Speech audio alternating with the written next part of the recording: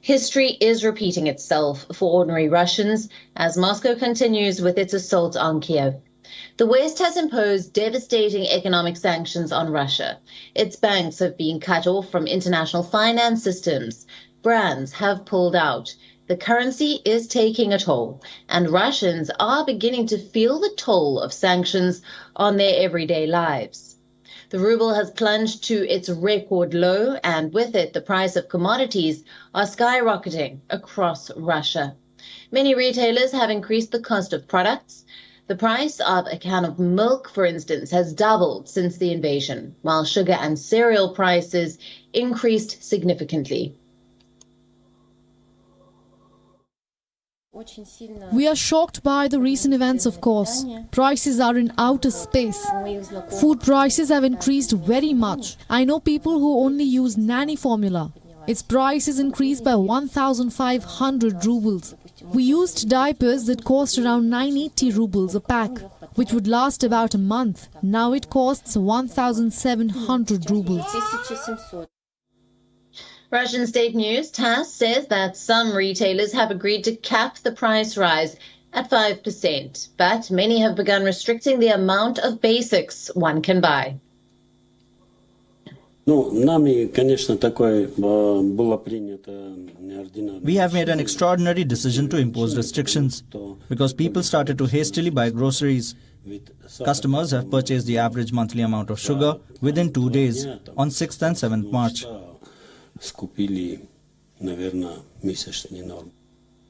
Along with essentials, the price of Western gadgets have also increased multifold.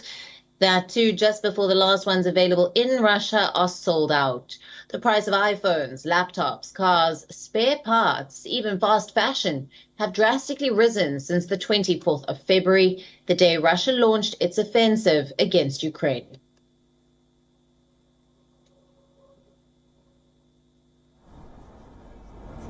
McDonald's was among the first Western chains to enter Russia after the collapse of the Soviet Union.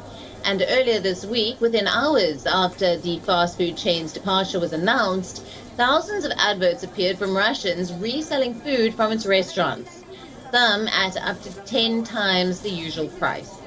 The famous chicken burgers have been posted as up for sale on Russia's eBay-like platform Avito.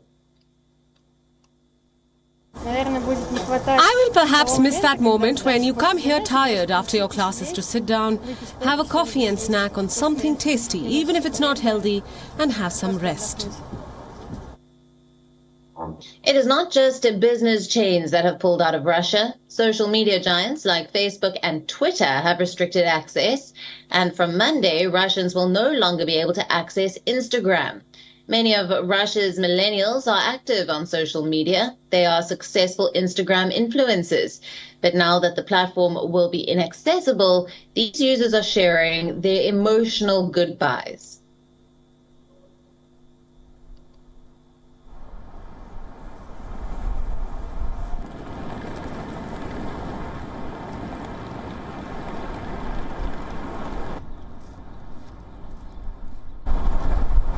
Where will I spend my time? What will I do?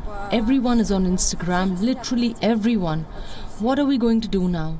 Maybe we'll switch to other apps like Telegram. I hope they are not blocked.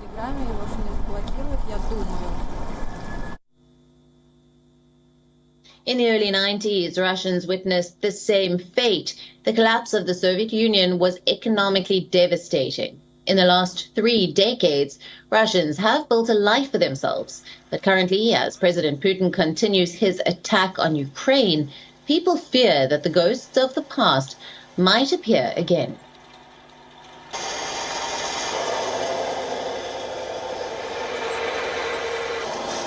На рубеже Российской Федерации в связи с теми действиями, которые...